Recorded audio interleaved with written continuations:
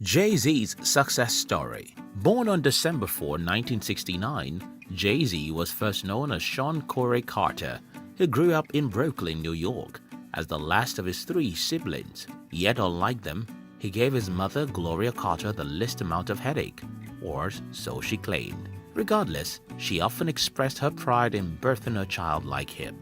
His father, Andy Reeves, on the other hand, not so much.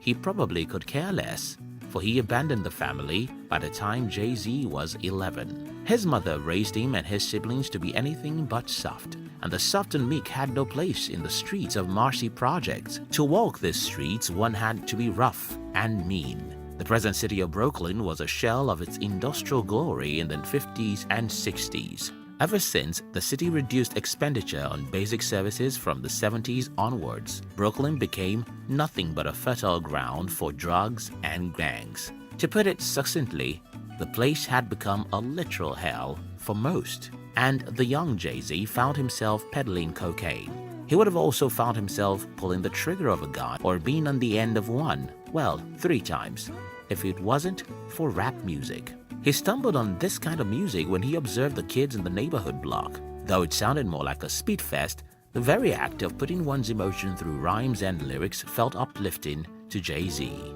It allowed him to escape the daily toxic grind of life. The heated competition of rap battles only forced him to get better. He kept his mother and siblings awake at night, drumming beats on the table. To encourage him in a way that wouldn't result in more sleepless nights, his mother bought him a boombox and a binder note. The latter, which he would guard against everyone, even his family, with his very own life. He even hid it beneath his pillow whenever he slept. While listening to beats and writing lyrics in his binder notes, he also browsed a dictionary for rhymes while improving his vocabulary. In time, Jay-Z's lyrical prowess became known in his neighborhood, and the kids nicknamed him Jay-Z. Jay-Z attended the George Westinghouse Career and Technical Education High School. He found his time in school enjoyable when he made friends with those who shared his passion for rap, the likes of Christopher George LaTorre Wallace, who would become the rapper Notorious B.I.G. in the future, and Trevor George Smith Jr., who would become Busta Rhymes. Jay-Z's passion for rap pushed him to seek out an older figure who had inside knowledge and a solid base in the music industry. In 1989, he met such a figure in the form of Jonathan Burke, a rapper and record producer whose stage name was Jaz-O. It was from him that Jay-Z would derive his stage name. Jaz-O and Jay-Z would shut themselves off from the drug-infested streets of Brooklyn to craft lyrics for their songs. And for a time, this worked well, and filled Jay-Z with the expectation that when he was ready, he would sign for a record label. He celebrated with Jaz-O after the older man got signed up a record label within the same year of 1989. But that joy was short-lived after Jay-Z discovered that when Jaz-O's single failed to fulfill expectations, the record company dropped him faster than a hot potato in a child's hand. Of course, Jaz-O rolled with the punches and concluded such was the way of the music industry. But Jay-Z begged to differ. To him, he deemed the entire affair disgusting and a slight to his mentor's hard work. If that was how record labels worked those days, which some of them did, then he wanted nothing to do with them. Right there and then, Jay-Z vowed to himself that he would never sign to a record label, and he would not only build a record label of his own, but he would also succeed doing so. In 1995, Jay-Z teamed up with Dame Anthony Dash, also known as Damon Dash, and Kareem Biggs Burke to found the record label Rockefeller Records. At some point of appreciation towards his mentor, Jay-Z sought to bring Jaz-O on board to sign with the label, but the man refused. He believed he was too big to receive a generous $300,000 if he signed the contract. This threw Jay-Z for a loop, and he thought he knew his mentor well. He was wrong. And so, this began a feud between him and Jaz-O that would span many years. The following year, Jay-Z released his first album called Reasonable Doubt. Despite featuring the likes of singer Mary J. Blige and rapper Notorious B.I.G., it did not guarantee his album would become a great hit, but it did help bolster his reputation in the rap community. Now, he had gone from nobody to somebody to keep an eye on. Certainly, with Rockefeller being a relatively new record company and Jay-Z as their only artist, they had to be more where that came from. and Jay-Z would deliver precisely that. In 1998, with the release of his third album, Volume 2, Hard Knock Life, which earned him a Grammy Award for Best Rap Album, his first of many Grammys to come. This achievement shot him to stardom and made him the biggest bling on the hip-hop radar.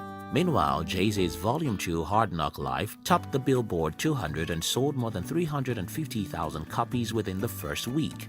In 2001, Jay-Z released his album The Blueprint, which became one of his best pieces yet and kickstarted the careers of record producers Kanye West and Justin Just Blaze Smith. It sold more than 400,000 copies in its opening week. The following year, Jay-Z released a sequel to the Blueprint album. He called it The Blueprint 2, The Gift and the Curse. His most notable track, Bonnie and Clyde, featured his then-girlfriend and former Destiny Child member, Beyoncé Knowles. While not as critically acclaimed as The Blueprint, it was anything but a failure. In 2003, Jay-Z announced his retirement from recording rap music with the release of the Black Album. Turns out he had become bored with the current music scene, for there was nobody to challenge him to his throne.